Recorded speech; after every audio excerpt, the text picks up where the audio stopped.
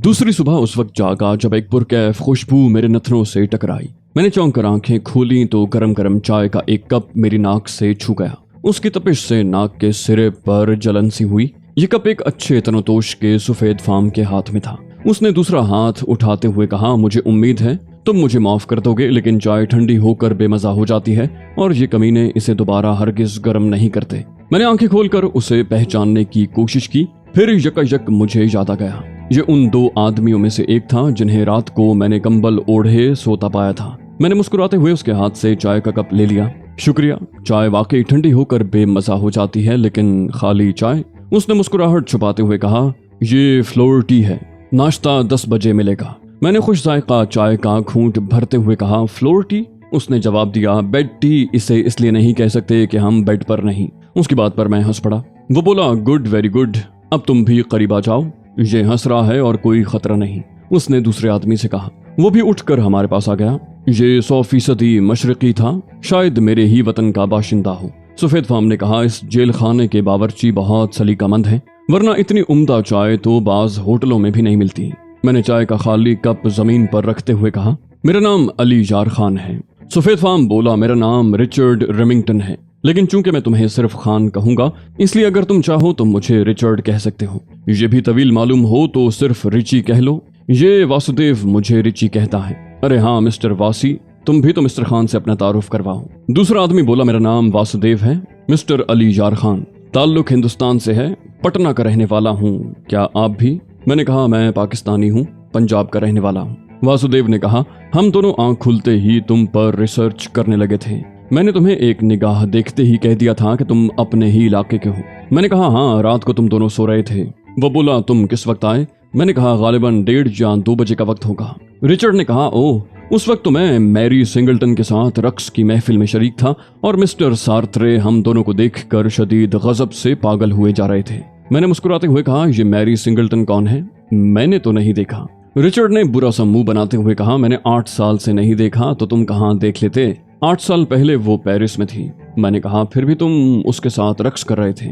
वो बोला, उससे मुझे कौन रोक सकता है, मेरे ख्वाब सिर्फ मैरी सिंगलटन से मंसूब होते हैं। मैंने वासुदेव से पूछा, तुम भी ख्वाब देखते हो? वासुदेव ने कहा, कभी कभी, लेकिन रक्स नहीं करता। जब भी ख्वाब देखता हूँ हफ्तों अफसरदा रहता हूँ। रिचर्ड ने उंगली उठाकर कहा, अब ये तुम्हें पटना की कहानी सुनाएगा, अपनी सौतेली माँ के बारे में बताएगा जिसने इसे घर से निकलवा दिया और बुरे रास्तों पर आने के लिए छोड़ दिया। वासुदेव बोला, नहीं रिचर्ड, मैं कोई कहानी नहीं सुनाऊंगा, ये कहानी मेरी आंखों में ख्वाब जगा देती है। मैंने कहा, तुम दोनों से मिलकर मुझे बहुत खुशी हुई है, बल्कि मैं उन लोगों का शुक्रगुजार हूँ जिन्होंने मुझे कैद करने के लिए ये जगह मुंतखब की। रिचर्ड ने सवाल किया, क्या तुम्हारा सफर भी आयदूश जाकर खत्म होगा?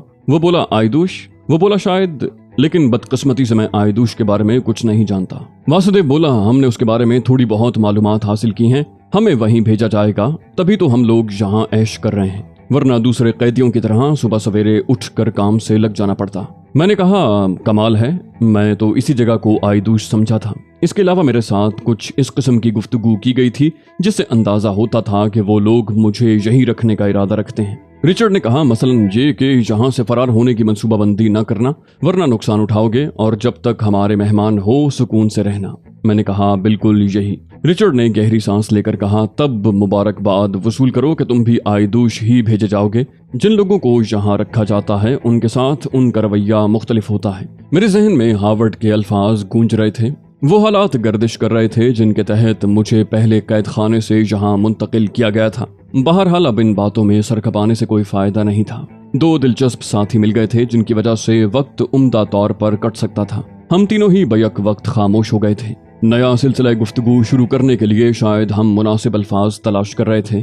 तभी रिचर्ड ने कहा, कैद खानों के चंद उसूल होते हैं मिस्टर खान। मसलन जब नए कैदी एक दूसरे से मिलते हैं तो तारुफ के 2 तरीके होते हैं। अगर वो चिड़चिड़े और बदमिजाज होते हैं तो इब्तिदा लड़ाई झगड़े से होती है, घूंसेबाजी होती है, उठापटक होती है, और उसके बाद हार जाने वाला कैदी या तो कीना दिल में लेकर खामोश रहता है या फिर दूसरे कैदी की बरतरी तस्लीम कर लेता है और उसकी खिदमत पर मामूर हो जाता है। दूसरा तरीका ये है कि अगर मिजाजन सब अच्छे हों तो फिर एक दूसरे के बारे में जानने की कोशिश करते हैं। हमारी खुशबख्ती है कि हम तीनों खुश मिजाज हैं, चुनाचे एक दूसरे को अच्छी तरह जानने समझने की इब्तिदा होनी चाहिए। मैं इस सिलसिले में पहल करता हूँ। ये तो मैंने बता दिया कि मेरा नाम रिचर्ड रेमिंगटन है, नस्लन फ्रांसीसी हूँ। हालात ने तालीम मुकम्मल नहीं करने दी, कुछ और बनना चाहता था लेकिन जरूरत ने गलत रास्ते पर डाल दिया। इब्तिदा चोरी चकारी से की, फिर चंद बैंक लूटे और उसके बाद मेरे हाथ से 2 कत्ल हो गए। कत्ल करने के बाद इंसानी जिंदगी बेवक़्त सी महसूस होने लगी और उसके बाद मैंने अपना काम जरा ज्यादा ढिठाई से करना शुरू कर दिया। नतीजतन मेरे हाथों से कत्ल होने वालों की तादाद 7 हो गई। मैरी सिंगलटन अगर दरमियान में ना आती तो शायद ये सिलसिला यूं ही जारी रहता। मिस्टर सार्त्रे साहिब इख्तियार आदमी थे और मैरी के परिस्तारों में से थे। उन्होंने उसे मेरी जानिब माइल देखा तो मेरा कांटा निकालने की ठानी और अपने एक सरकारी ओहदेदार बहनोई के जरिए मेरे बारे में तहकीकात करवाना शुरू कर दी। मकसद उनका सिर्फ ये था कि किसी तरह मैरी को मुझसे बदजन कर दिया जाए। लेकिन जब उनके बहनोई ने मेरे बारे में मालूमात मुकम्मल कर ली तो वो अपने साले मिस्टर सार्त्रे का साथ छोड़कर मेरी जानिब मुतवज्जे हो गए, क्योंकि मैं उनके ओहदे की तरक्की के लिए एक कारामद मोहरा बन सकता था। इसलिए मुझे गिरफ्तार कर लिया गया, मेरे बारे में सबूत मुहैया कर लिए गए और 7 इंसानों के कत्ल के सिलसिले में मुझ पर मुकदमा चला। बैंक डकैतियां साबित हो चुकी थीं, लेकिन ये कत्ल साबित नहीं हो सके थे और मुझसे पूछगिछ की जा रही थी। तभी एक और मेरे हाथों हलाक हो गया और इसके नतीजे में मुझे खतरनाक कातिल करार दे दिया गया। फिर यूं समझ लीजिए कि मुख्तलिफ मराहिल से होता हुआ मैं यहाँ तक पहुँच गया। स्पेन के उस इलाके में भी कुछ हंगामा खेजियां हुई जिनके बायस मुझे आइदूश का कैदी करार दिया गया। आइदूश के बारे में कुछ अजीबोगरीब दास्तानें मशहूर हैं। सुना गया है कि ये लोग मुहज्जब भेड़िए हैं और आइदूश का ये मखसूस कैद खाना जहाँ खतरनाक कैदी रखे जाते हैं मौत का घर कहलाता है। ये भी सुना गया है कि यहाँ के मुहाफिजों ने कैदियों को कब्जे में रखने के जदीद तरीन तरीके इख्तियार कर रखे हैं और कभी कोई कैदी यहाँ से फरार होकर नहीं जा सका, इसलिए मुझे यहाँ रखा गया है। मुझे यहाँ आए हुए तकरीबन 2.5 माह हुए हैं। ये है मेरी कहानी और मेरा ख्याल है मिस्टर वासुदेव की कहानी भी मुझसे मुख्तलिफ नहीं। ताहम मैं इनकी कहानी सुनाने की कोशिश नहीं करूंगा क्योंकि मिस्टर वासुदेव तुम अपनी कहानी खुद ही सुनाओगे। वासुदेव के होंठों पर मुस्कुराहट फैल गई। उसने मध्यम लहजे में आगाज़ कलाम किया। बोला, मेरी मुख्तसर कहानी तुम मिस्टर अली को बता ही चुके हो। मिस्टर अली, मैं भी जमाने का सताया हुआ हूँ। अच्छे खासे माकूल घराने का आदमी था। माँ मर चुकी थी, बाप ने दूसरी शादी कर ली और सौतेली माँ जो एक लंबा चौड़ा खानदान रखती थी मुझे बर्दाश्त न कर सकी। बाप माँ के दबाव में था, चुनाचे वो भी मेरी खबरगीरी न कर सका और मेरे जहन में इंतकामी जज्बे पैदा हो गए। मैंने घर छोड़ दिया और घर छोड़ने के बाद सही रास्तों को पाना तकदीर वालों का ही काम होता है। मैं बुरे बुरे लोगों के दरमियान घिरता गया। कई खतरनाक जराइम सरजद हुए। मुल्क से बाहर निकल आया, इंग्लैंड पहुंचा, यूगोस्लाविया गया, डेनमार्क, नॉर्वे, मशरकी जर्मनी, स्वीडन और न जाने कहां कहां से होता हुआ स्पेन पहुंचा। यहां हीरों की स्मगलिंग के इल्जाम में गिरफ्तार कर लिया गया। अलबत्ता गिरफ्तारी के वक्त मैंने कई स्पेनी सिपाहियों को शदीद जख्मी कर दिया था, जिनमें से 2 हलाक हो गए और नतीजे में मुझे स्पेन ही में कैदी बनना पड़ा। चूंकि मेरा कोई पुरसाने हाल नहीं था, मैं किसी मुल्क का शहरी नहीं था, बेशुमार ममालिक के पासपोर्ट और शहरियत मेरे पास मौजूद थी, चुनाचे स्पेन के हुकाम फैसला न कर सके कि मुझे किस मुल्क का शहरी करार देकर मुकदमा चलाया जाए। इसलिए उन्होंने यहीं सारे फैसले कर लिए और मैं यहाँ इस कैद खाने में पहुँच गया। वासुदेव की कहानी खत्म हो गई तो अब मुझ पर भी फर्ज आयद हो गया था कि मैं अपनी कहानी सुनाऊं। मैंने मुस्कुराते हुए आगाज़ कलाम किया। कहा, दोस्तों, मेरे जराइम की कहानी अमेरिका से शुरू होती है। मैं सैन फ्रांसिस्को में कानून का तालिब इल्म था, नस्लन पाकिस्तानी हूँ। कुछ हालात मेरे भी वासुदेव से मिलते जुलते हैं।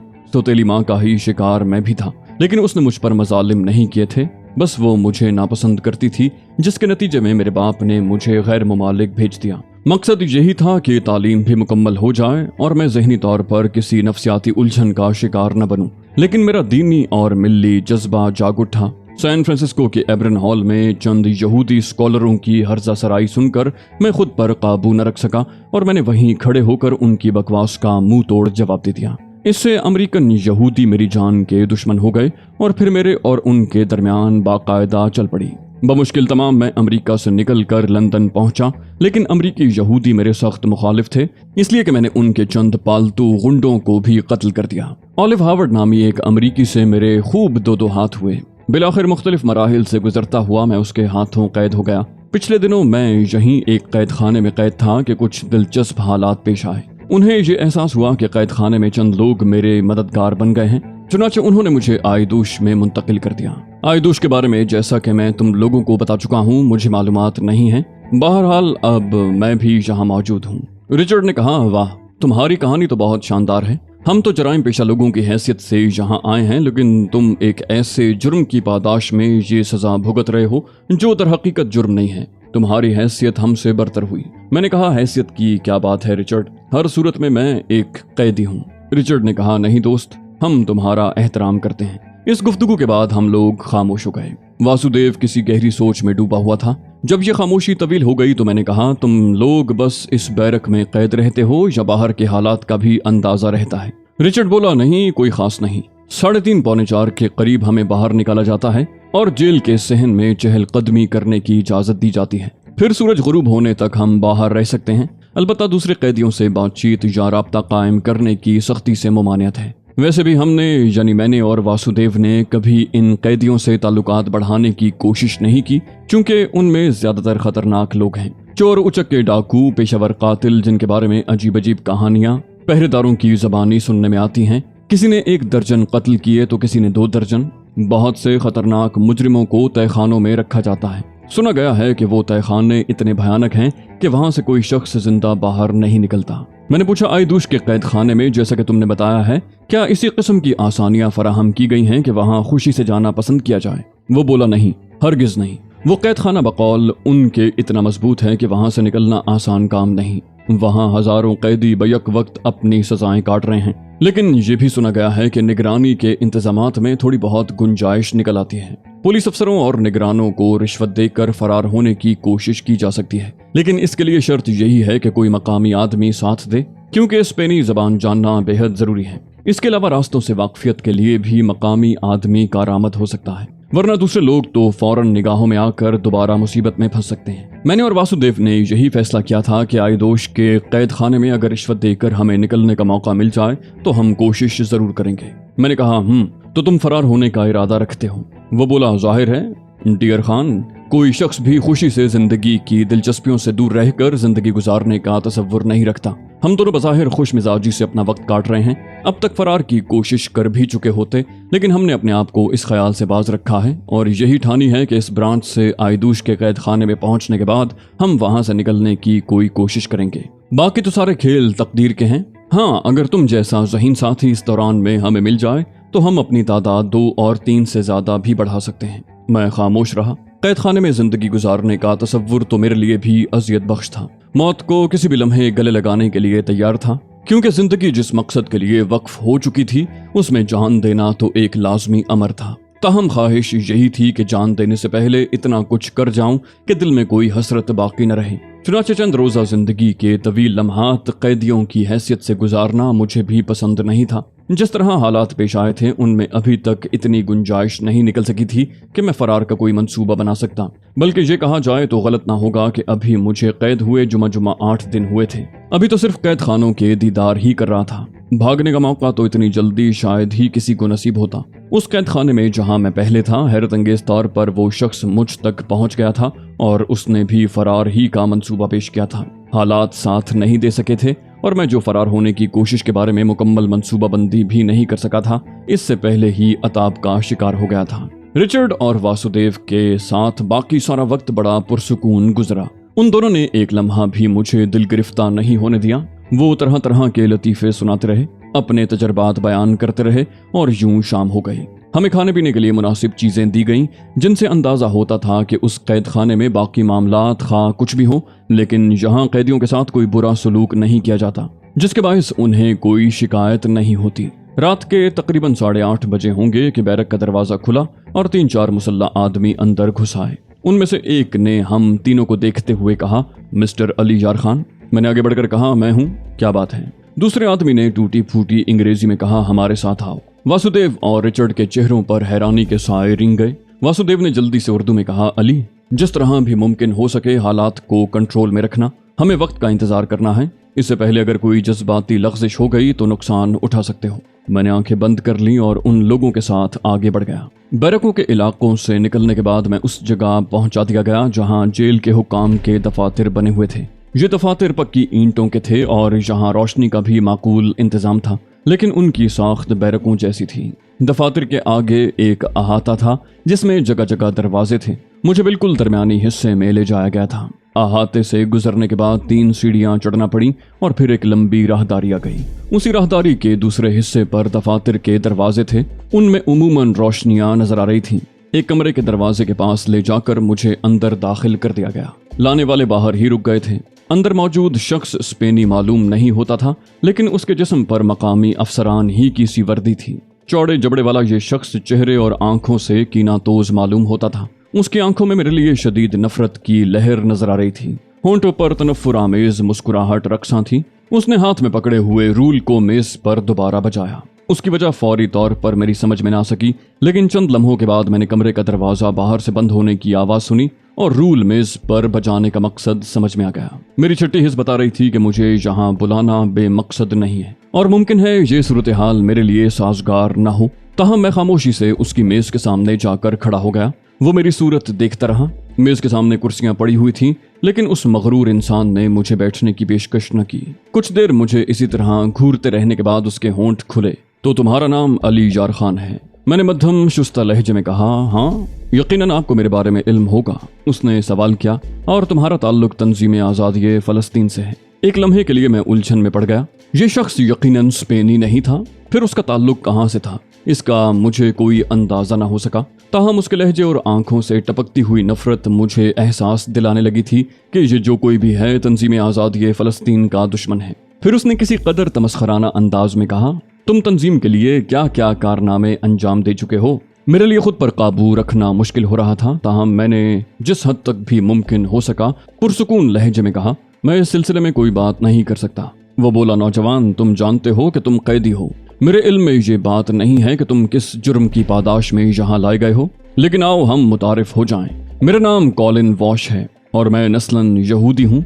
मुझे इल्म हुआ कि एक ऐसा नौजवान इस कैद खाने में लाया गया है जिसका ताल्लुक तंजीम आज़ादी फ़लस्तीन से है, तो मुझे तुमसे मिलने का फौरन इश्तियाक पैदा हो गया। मैं तंजीम में तुम्हारे कारनामों के बारे में अपनी मालूमात में इजाफा करना चाहता हूँ। हैरत की बात है कि तुम्हारा रिकॉर्ड आइदोश को नहीं दिया गया। मैंने कहा, तो ये बात है, तुम यहूदी हो। तंजीम आज़ादी फ़लस्तीन के बारे में हर यहूदी अच्छी तरह जानता है। हम लोग उन गासिब कुत्तों को मुसलमानों की सरजमीन से हटाने के लिए सरगर्म हैं, जो अपने बल पर नहीं बल्कि अपने अमरीकी आकाओं बल्कि यूरोप वालों की साजिश के नतीजे में हमारे सीनों पर सांप बनकर बैठ गए हैं। और हम में से हर शख्स जो कुछ कर रहा है फ़लस्तीन की आज़ादी के लिए कर रहा है। मेरी इस बात पर कॉलिन वॉश तहकीर आमेज अंदाज में हंसकर बोला, जो लोग अपने घरों की हिफाजत करना नहीं जानते उन्हें अपने घरों में रहने का कोई हक नहीं होता। इसराइल, अजीम तर इसराइल तुम्हारे सीनों पर नमूदार हुआ है। हमने अपनी ताकत से अपना गसब करदा हक हासिल किया है। मैंने कहा, अपनी ताकत से नहीं, किसी और की ताकत से।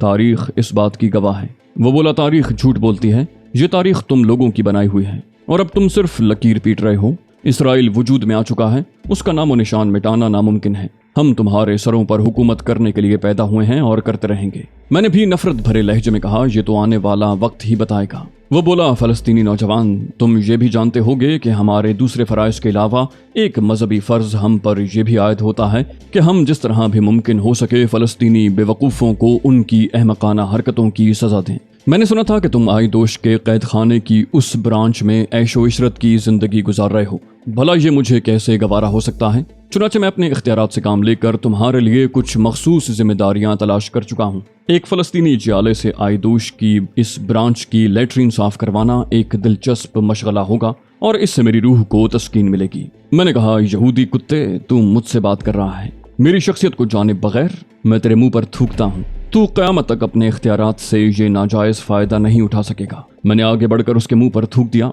मेरी क़ुव्वत बर्दाश्त ख़त्म हो गई थी। मेरी इस हरकत का शायद वो तसव्वुर भी न कर सकता था। गालिबन आइदोश के कैद खाने में उन अफसरों को बहुत ज़्यादा इख्तियारात हासिल थे, लेकिन वो इसका तसव्वुर भी न कर सकते थे कि कोई कैदी, खा वो कितनी ही अहमियत का हामिल हो, उनके साथ इस तरह पेश आ सकता है। या फिर ये भी मुमकिन था कि उस शैतान ने मुझे तैश दिलाने के लिए अपने तौर पर यह तरीक़ा कार इख्तियार किया हो। ताकि उस कैद खाने के शब रोज मेरे लिए पुरसुकून न रह सकें। उसके चेहरे पर थूक देने से एक लम्हे के लिए उसका रंग बदल गया। वो अपनी कुर्सी पर हक्का बक्का बैठे का बैठा रह गया, पलकें तक झपकाना भूल गया। दूसरे लम्हे उसने शीशे का भारी लैंप उठाकर मेरे सर पर दे मारा। मैं इस अचानक हमले के लिए तैयार नहीं था। ज़रब इतनी शदीद थी कि मेरी आंखों के सामने तारे नाचने लगे। खून की एक धार पेशानी से बहकर मेरा चेहरा तर करती हुई फर्श पर गिरी। अपना खून यूं बहता देखकर मैं होशो हवास खो बैठा और अचानक मैंने उसकी मेज उलट दी। कुर्सियां, कागज, फाइलें, गरज के जो चीज मेरे हाथ पड़ी मैंने तोड़ फोड़ कर रख दी। तोड़ फोड़ का ये सिलसिला कॉलिन वॉश के चेहरे और जिस्म पर भी जारी था। उसकी वर्दी जगह जगह से फट गई और नाक से खून की कुलियां बहने लगी। मुझे ताज्जुब था कि वो जिंदा कैसे बच गया। मैंने उसका रूल उठाकर उसके जबड़े पर इतनी जोर से मारा था कि यकीनन उसके जबड़े की हड्डी ही टूट गई थी। एक गहरा जख्म उसकी पेशानी पर भी नजर आ रहा था। धमाकों और उसकी चीखों की आवाजें मेरे कानों से टकरा रही थीं, लेकिन मैं जोशे गजब में दीवाना हो गया। मुझे ये एहसास भी न था कि तोड़फोड़ और मारधाड़ की उन आवाजों में बैरूनी दरवाजे पर दस्तक की आवाज भी शामिल थी। ये दस्तक जोरदार ज़रब में तब्दील हो गई। अंदर कॉलिन वॉश के धाड़ने की आवाजें थीं और बाहर दरवाजे पर धड़ाधड़। दरवाजा खोल लिया गया। मुझे अंदाजा नहीं था कि अंदर आने वाले कितने आदमी थे, लेकिन दूसरे लम्हे उन्होंने मुझे लातों और घूंसों पर रख लिया। मैं उनके दरमियान एक फुटबॉल की तरह उछल रहा था।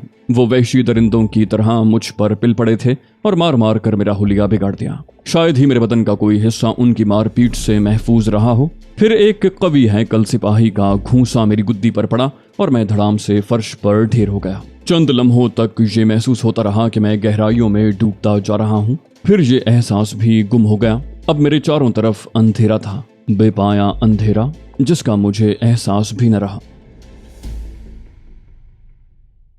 तो दोस्तों, ये थी हमारी आज की एपिसोड। उम्मीद करते हैं आपको हमारी कहानी पसंद आई होगी। जाने से पहले इस वीडियो को लाइक कीजिए और शेयर करना मत भूलिए। कमेंट करके हमें बताइए कि आपको हमारी वीडियो कैसी लगी। और अगर अभी तक आपने इस चैनल को सब्सक्राइब नहीं किया तो इसे सब्सक्राइब कीजिए और बेल आइकन दबाकर ऑल नोटिफिकेशंस ऑन कर लीजिए।